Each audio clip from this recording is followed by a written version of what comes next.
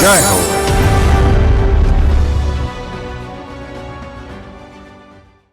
ఇప్పుడు మనకు ఏ ఆహారం కావాలన్నా నిమిషాల్లో వచ్చేస్తుంది. ఊరెళ్ళాలన్నా, ఊళ్ళోకి వెళ్ళాలన్నా కోరిన టాక్సీ రయ్యన దూసుకొచ్చి ఆగుతుంది. ఇదే తరహా సేవలను దర్జీలు ఎందుకు అందించరాదన్న ఆలోచనతో ఆ వనితకు ఓ ఉపాయం తట్టింది. ఆమె టైలరింగ్ సేవలన్నీ ఒకే వేదిక నుంచి అందించే రన్ టైలర్ యాప్ను తీసుకొచ్చారు. ఆ ఆవిష్కర్తే కడప నుంచి వచ్చి భాగ్యనగరంలో స్థిరపడ్డ అనసూయ రెడ్డి.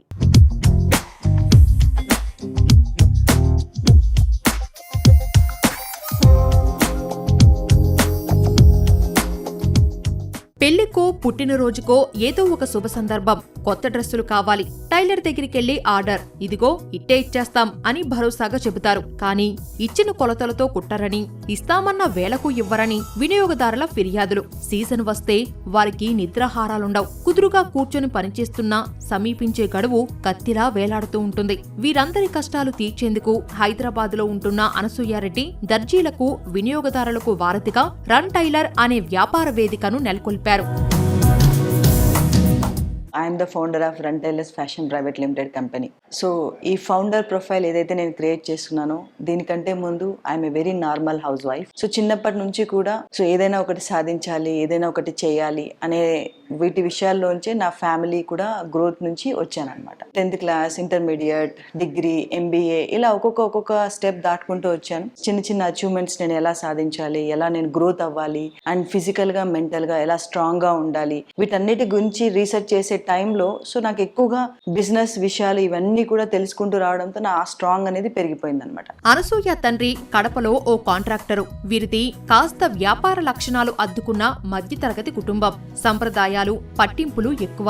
అయినా అనసూయ అవాంతరాలు, ఆంక్షలను లెక్క చెయ్యలేదు. పట్టుదలగా MBA చదివారు. తర్వాత కాలంలో ఊబర్, ఓలా, స్విగ్గీ, జొమాటో తరహా సేవలతో స్ఫూర్తి పొందిన అనసూయ టైలరింగ్ సేవలను అలానే అందించాలని భావించారు. తన ఆశయాలు నచ్చిన నిర్మాణ రంగ నిపుణులు చంద్రహాస్ రెడ్డిని వివాహం చేసుకున్నారు. స్విగ్గీ ఒక మోడల్ తీసుకున్నాను, Zomato, Ola, Uber, urban clap ఇలా చాలా మోడల్స్ని నేను స్టడీ చేయడం అనేది మొదలైందనమాట. ప్రతి ఒక్కటి కూడా ఆర్గనైజ్ అయినప్పుడు why can't a tailoring industry అనే ఒక థాట్ ప్రాసెస్లో నన్ను నేను స్ట్రాంగ్గా డీప్ డిగ్గింగ్ అనేది మొదలైందన్నమాట.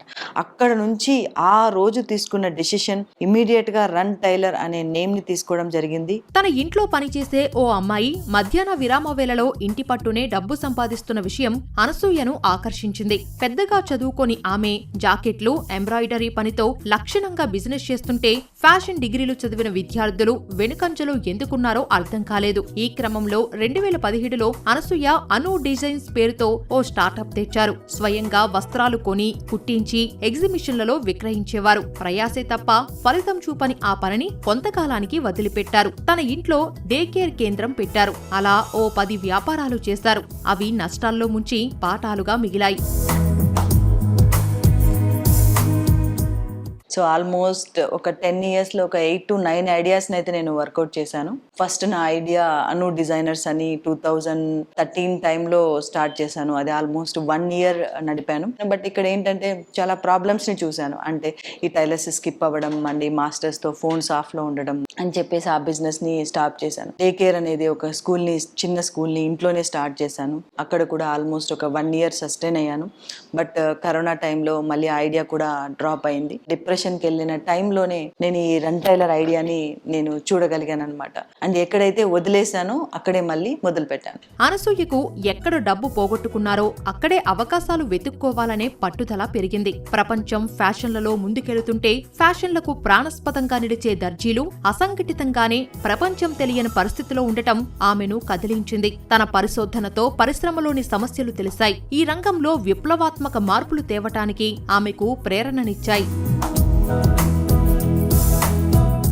థ్రెడ్కి ఒక నీడిల్కి సంబంధం ఉండే బిజినెసెస్ ఎవరైతే చేస్తున్నారో వాళ్ళందరూ కూడా పార్ట్నర్స్ అయ్యే అవకాశం ఇందులో ఉంది. అండ్ అదే కాకుండా ఇక్కడ బొటిక్ ఓనర్స్కి ఎస్పెషల్లీ ఎలాంటి బెనిఫిట్స్ ఉంటాయంటే, సో వాళ్ళ కస్టమర్స్ అందరినీ కూడా ఒక ప్లాట్ఫామ్ కిందకి తీసుకురావచ్చు. అండ్ ఇక్కడ ఏది కూడా అవర్లీ బేసిసా వీక్లీ బేసిసా ఇదంతా కాకుండా పర్ కంప్లీటెడ్ గార్మెంట్ ఏదైతే వాళ్ళు చేస్తారో దానికి మాత్రమే ప్రైస్ ఇవ్వబడుతుంది. కాబట్టి ప్రొడక్టివిటీని మనం ఎక్కువగా పెంచడానికి యూజ్ అవుతుంది. నచ్చినట్లు దుస్తులు కుట్టించుకోవాలంటే టైలర్, డిజైనర్, బొటిక్ ఒకే చోట ఉండాలని భావించిన ఆమె రన్ టైలర్ ను స్థాపించారు. 2022లో వ్యాన్ అద్దెకు తీసుకొని ఓ దర్జీ మరో డిజైనర్ తో కలిసి అనసూయ బస్తీలకు వెళ్లారు. టైలరింగ్ సేవలు ఇంటింటికి అందించి ఏడాదికి పైగా కష్టపడ్డారు. నానాటికి పెరుగుతున్న ఆదరణ ఆమెకు ప్రోత్సాహమిచ్చింది. గత అనుభవాలతో దీన్ని విజిటల్ అగ్రిగేటర్ యాప్ గా మార్చారు. టైలరింగ్ సేవలన్నింటినీ ఒకే వేదిక మీదకి తీసుకొచ్చారు.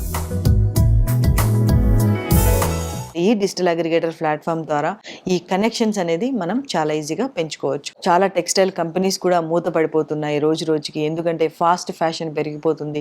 నిన్న వచ్చిన డిజైన్ ఇవాళ దొరకట్లేదు అండ్ నిన్న ఇష్టపడిన డిజైన్ ఇవాళ నచ్చట్లేదు అని ఈ ఫాస్ట్ ఫ్యాషన్ డెసిషన్స్ వల్ల చాలా మంది జాబ్స్ కూడా వెళ్తున్నాయి. అండ్ వీటన్నిటికీ కూడా రన్ టైలర్ అనేది చెక్ పాయింట్ పెడుతుంది.